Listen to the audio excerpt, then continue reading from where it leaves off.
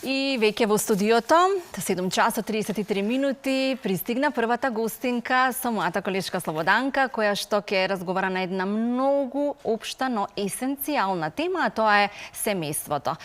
Основен столб, би рекла, семејството во секое општество, но тука се и оние предизвици, проблеми кои што знаат да настанат, нели, во секојдневието. Па како да се справиме и како да го одржиме едно семејство здраво?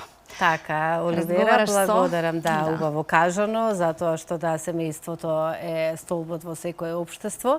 Меѓутоа има семејства кои се разнишуваат, за жал, поради оние насилства кои што се случуваат. Јас ќе ја представам нашата гостинка, многу ми е драго што ова утро сте дел од токму Добро утро секое утро, Вера Николич, социјален работник во пензија. Добре ни дојдовте. Добре ве најдов и ве благодарам на поканата. Се разбира, нас ни е задоволство затоа што искуството ваше кое што го имате со години стекнато како социјален работник е многу големо и можеме од вас да слушнеме и да ја дознаеме вистината. Велам вистината затоа што сепак ова се некои други времења, оние времења кои што биле исто така во минатото, ќе направиме некоја паралела, па сигурно дека ќе ни пообјасните многу подобро за да допре до сите нас како вие работевте на времето. Да, може да ви оди секако разговорот, дали може нешто за пиење да ве понудам? Не, фала, имам вода, доволно ќе биде. И може и кафе, ако не сте пиени. Па, може кафенце, тогаш без шекер. Така. Без шекер, така да. Да. Оце да се попуштиме попријатно да атмосферата. Слободанка, прво ви благодарам и на поканата и на можноста да можам да проговорам и да кажам што е тоа што од моето искуство, што јас сум го работела како социјален работник. Долго годишно, колку само да кажеме, колку години? Па видете вака, јас во Центарот за социјални работи работив 27 години. Тоа е долги години. Да, 3 години сум во пензија, 10 години работев како економист. После тоа го завршив вториот факултет на Институтот за социјална работа, социјална политика, како социјален работник. И самиот почеток мој на работење како социјален работник беше во Оделот за семено насилство. Тоа беше на почетокот некаде на 2005 година, значи многу одамна, од самиот старт, кога се донесе законот, и беше тогаш во состав на Законот за брак и семејство, се е поединечен закон, што вели тој закон поточно е донесен тогаш во 2014 година? Па, да ви кажам право, тој закон исто така го дефинираше семеното насилство, кој е жртва, кој може да биде жртва, сторител на семено насилство. Начини на насилство. Да, апсолутно, облици и форми на насилство беа дефинирани. Тоа беше една глава во Законот за брак и семејство. Потоа ги имавме мерките на заштита, кои се мерките на заштита, привремени мерки на заштита што Центарот може да ги поднесе преку предлог до надлежниот суд. Тие од прилика беа во главата одредби што се ставени, што ги има сега во секој закон. Сегашниот закон и претходниот 2014 година, овој што е од 2021 година се лекс специјалис. Специјални, значи закони за семено насилство, спречување и превенција, нели, од семено насилство. Она што беше во почетокот, значи во делот на мерките на заштита на жртвата, ние ги имавме повеќе помалку условите да можеме да заштитиме жртвата. Значи ние имавме Центарот од секогаш имал свој шелтер центар од самиот старт, каде што работеа веќе стручни лица. Тоа беа наши помлади колешки кои што има завршено обука од професори од Друштвото за психолошка помош од Загреб. Значи има една основна едукација, шелтерот ги имаше во тој период сите услови за работа, значи простории за сместување, за психосоцијална поддршка, колешките работеа или на зајакнување на капацитетите на жртвите. Сепак се поминува кон еден, вака да кажам, филтер, за да се дојде нели до оној степен каде што можете да кажете дека... Тоа е и од секогаш имало шелтер со добри услови и ден денеска. Верувам. Меѓуопштинскиот центар си има собствен шелтер. А во одредени ситуации кога е пон капацитетот, кога имаме значи повеќе жртви, тоаш ги користиме услугите на СОС линијата 15700 во склоп на Организација на жените на град Скопје. Функционираше ли еве вие кога бевте? Да. Од самиот старт, затоа што И тој закон што се донесе и влезе во законска регулатива е благодарение на невладините организации, на Сдруженијата на граѓани. Стоп за насилство врз жените и слично. Да, беше организација на жени на град Скопје и други некои, да. Насилство. Ова што се ден денеска активни, значи Савка Тодоровска е во Националниот совет за родова еднаквост, организација на жени на град Скопје се уште работат, активно работат, солидно работат, наша десна рака, секој сум рекла дека се. Кризен центар Надеж, значи тие капацитети во рамките во Скопје сме ги користеле во ситуација кога нашиот шелтер бил пребукиран. Како еден заеднички формат сте имале сите така, заедно во тој период имавме за многу реален проблем, ако веќе правиме паралела. Имавме многу еден реален проблем затоа што семејното насилство не беше предвидено во законската регулатива на полицијата, на образованието, на здравството. Немавме ресурси. Во тој период ние имавме мерка за примерно кога давате предлог до надлежниот суд, меѓу останатите мерки беше задолжителна посета на советувалиште. Не постоеше советувалиште. Првото советувалиште е отворено 2011 година. Значи период 2005-2011 година ние сме работеле со сторители. Советувалиште за брачните. Не, за сторители на семејно насилство, за сторители. Добро. Жртвите од секогаш сме имали психосоцијална поддршка на жртвите, за да Дали постои во сега? шелтер кај нас советувалиште за сторители. Да. Да, постои. Тоа ще сега, да дојдеме до оној момент кога што еве во ова време во кое што ние секако, па тука ние сме опуштена утренска програма и слободно и кафето да се може би пие. темата ни е сериозна, да, не може би него сериозна, е пресериозна. Затоа и ве поканивме еве како искусен социјален работник со толку години и години искуство, можам да замислам што сте имале можност да погледнете за какви, па така да кажам, насилници станува збор и што се употребуваат и на каков начин тие функционираат, за жал што не се случени и ова последното. Меѓутоа, ја жалам што еве и вие како социјални работници, меѓутоа вие сте веќе во пензија, секогаш се очите вперени врз социјалните работници.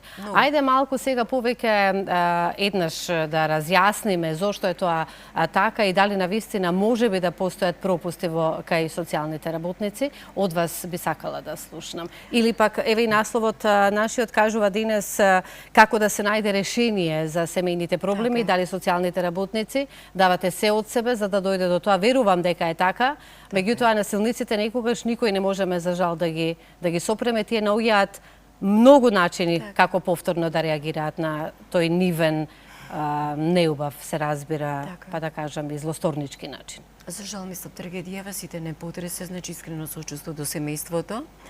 Мене лично ме потресе како социјален и како човек, меѓутоа и како социјален работник, што 17 години го работев. Тоа значи јас секојдневно во нашата работа ви имате. Сте мислеле дека можело да се спречи на било каков начин од ваша страна? Видете, вака сега не би сакала во таа насока да ни појде разговорот. Се уште траат истражните постапки да се утврди одговорноста на во тој дел. Меѓутоа и како сакам да проговорам затоа што во текот на тие 17 години сум имала преку 1000 случаи како координатор на предмет. И уште толку како член на стручен тим кај други колеги. Ние постапуваме секогаш како стручен тим во нашата работа. Меѓутоа кога добивате предмет, вие сте координатор на предметот и ги вклучувате вашите колеги. Педагогот, доколку има деца, психологот, правникот, сите сме вклучени во тимот и сите сме вклучени во предметот. Значи, премногу жртви ми поминале со како да ви кажеме, со тешки жени, нели тоа е нешта? Апсолутно најголем број на жени. Многу помалку мажите. Помалку мажи и деца и стари лица. Меѓутоа најчесто пријавувале и жртви биле жени. Меѓутоа во текот на самата постапка вие доаѓате до апсолутен заклучок дека најголеми жртви насти се децата. Без оглед дали се директни жртви, значи директно малтретирани од сторителот. Да, или пак се сведоци гледат и тоа е. Благодарам, Оливера. Еве го вашето кафенце, повелете. Ви благодарам. И меѓутоа децата се секогаш жртви. Секогаш затоа што присуството на насилство е психичко на насилство помеѓу родителите или во семејството е психичко насилство врз децата. Изложени на таков стрес и големи сега трауми вака да ви кажам, значи и тогаш и после тоа кога се донесаа законите, значи центарот кога постапува, значи ние работиме со целото семејство. Без оглед дали е пријавата лично од жртвата, дали е упатена од здравствена организација, дали е упатена од невладиниот граѓаните, од Сдруженијето на граѓани, или пак сме добиле допис од полицијата, каде што првично се обратила жртвата, значи ние постапуваме и по анонимни пријави постапуваме, значи има повеќе ситуации во кои што центарот постапува. По било кој. Јас слушам деновиве по телевизија дека центарот не постапува. Не е така. Ја одговорно ви тврдам. 17 години сум била во оделот, така да точно знам што зборам. А 3 години што сум во пензија не е толку далек период, па да има такви некои промени во работата на центарот. Пропусти. А и неколку зборуваме за пропусти, секаде има и ке има. Значи, дали во центарот, во секаде ке има пропусти. Вие кога работите со жива материја, со луѓе, се случуваат такви некои пропусти, а има ситуации кога никој тоа не може да го спречи што ќе се случи. Без оглед. Да, апсолутно, никој не може да го спречи. И сега видите вака жртвата кога доаѓа без оглед дали е пријавено, сме добиле допис. Вие секогаш обавувате разговор со жртвата, преку обсервацијата, вие правите проценка на ризикот. Во која состојба таа жртва се наоѓа, од самото тоа што го гледате. Понатака, ви ги собирате сите податоци дополнително, што ви се потребни. Значи, оние во семејство живее, во семејство, во заедница не, колку долго и трае насилството, има деца, нема деца. Правите се зема предвид, се зема психичко, физичко насилство, зашто никогаш немаме ние да кажеме физичко насилство, а отсутство на психичко. Апсолутно не. Тоа се секогаш доаѓа заедно. Апсолутно доаѓа заедно. Психичко насилство исто, ако пријавува само психичко насилство. Значи сите тие работи ги земате во предвид. Исто така слушам деновиве по телевизија што исто така страшно многу ме погаѓа, дека жртвата сама треба да ги обезбеди доказите и да ги донесе во центарот. Апсолутно никогаш не е така. Како што многу тешко се докажува, тешко се докажа психичкото насилство. Да, меѓутоа одговорно ви тврдам дека не е така. Не е така, затоа што кога жртвата доаѓа, доколку она има некоја документација, се обратила на лекар, веќе претходно се обратила на лекар или било каде, таа ќе ја замолиме да ни ја достави таа документација. Меѓутоа, ако она нема ништо од документација, ние како, ни вели, да, јас бев на лекар таму, ние обавезно, штом го земеме барањето, веднаш отпочна постапката. Допис до здравствената организација, ако се обратила во полиција и ама вели не ме примија баш најдобро, ми кажа што веќе и кажале или го примеле како поплака, веднаш пишувате допис до таа полициска станица и кажувате на тој датум се обратила таа жртва, до кои констатации дошле вашите службени лица. Значи, апсолутно стручниот тим, стручниот работник ја обезбедува цела документација. Апсолутно. Значи, одговорно тврдам затоа што знам што сум работела. И обезбедуваме целата документација. И сега, во првичниот разговор со жртвата, вие правите таа првична проценка, што викаме проценка на ризик. Значи, тоа се стручни работници, тоа се едуцирани работници. Може да се случи при промена, нели, како што се случува често во секоја институција, промена на вработени, да се случи некој да биде во моментот не едуциран. Меѓутоа, нашите колеги се постојано и континуирано едуцирани од Заводот за социјални дејности, значи која што е наша Добро, ја носиме таа проценка, оно што е многу важно и клучно во ова. Дали жртвата е заштитена? Апсолутно. Ако можам ни зеден најкратко што можам да кажам пример, да знаете што е тоа итна постапка на центарот. Пред ме што сум го работела, такви има, икс има. Примерно, доаѓа жртвата во канцеларија вознемирена, со плачење, со викање. Ние 5-6 колеги, како што седиме во канцеларијата, доаѓа и веднаш ја примете, ако сте на триажен, дежурен стручен работник. Примерно, кога дојде жената, уште од самата врата, вознемирена, плаче, вика, никој не ми помага, што треба да направам, што мене треба да ми се случи, ми се заканува постојано дека ќе ме убие. Ева, прво што правите вие, ја смирувате жртвата, значи повелете, седнете. Јас секогаш имам една пракса да ни за еден обичен разговор, па кажи живеете, под кога сте во брак, како сте, деца, сите тие работи да малку полека да ја подсмирам, затоа што она доаѓа во една институција кај што вас не ве познава. Значи вие сте нов лик за неа.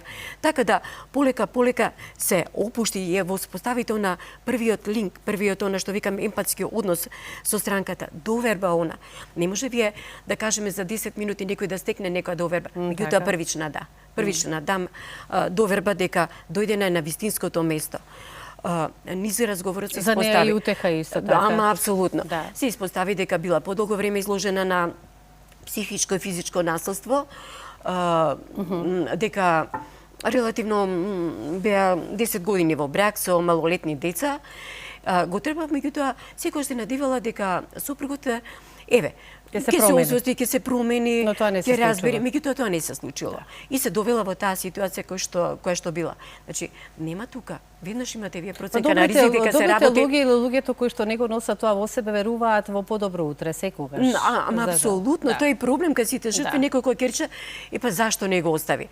А зашто му се вратила? Затоа што веруваат во подобро утре. Веруваат во подобро, не се уште си ги сакат, они не го сакат неговото насилно однесување. Меѓутоа си го сакат како сопруг, како татко на деца, како некој што градат, создават свој заеднички дом. Тука психологијата веќе си има други одговори. Жртвата ни беше дојдена во ја донесе татко и неси.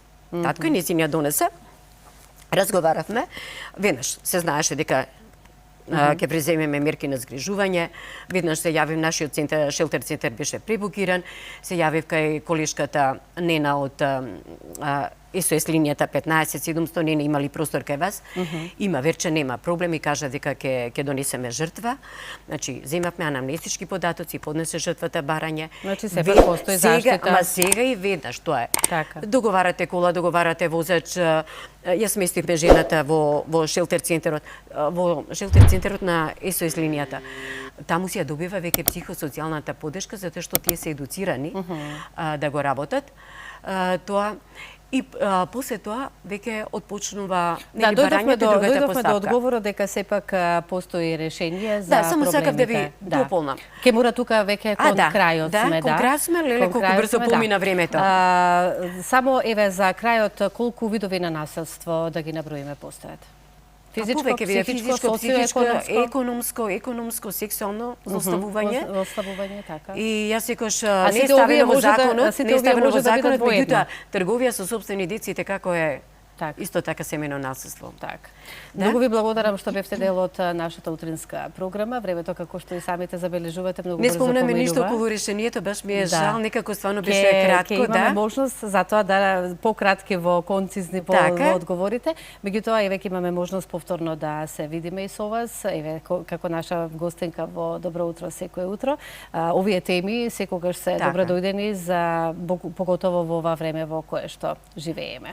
Многу ви благодарам, па се гледаме повторно.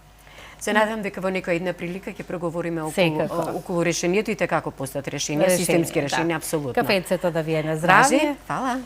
Да, факт е дека секоја трета жена трпи некаков вид на насилство, од оние што ги споменавме пред малку, но навремено пријавување, одење и давање глас, не молчење и надеж дека ќе се промени нештото, мислам дека е првиот чекор што секоја жртва треба да го направи. Но во некоја наредна прилика со нашиот социјален работник ќе продискутираме и на сето ова.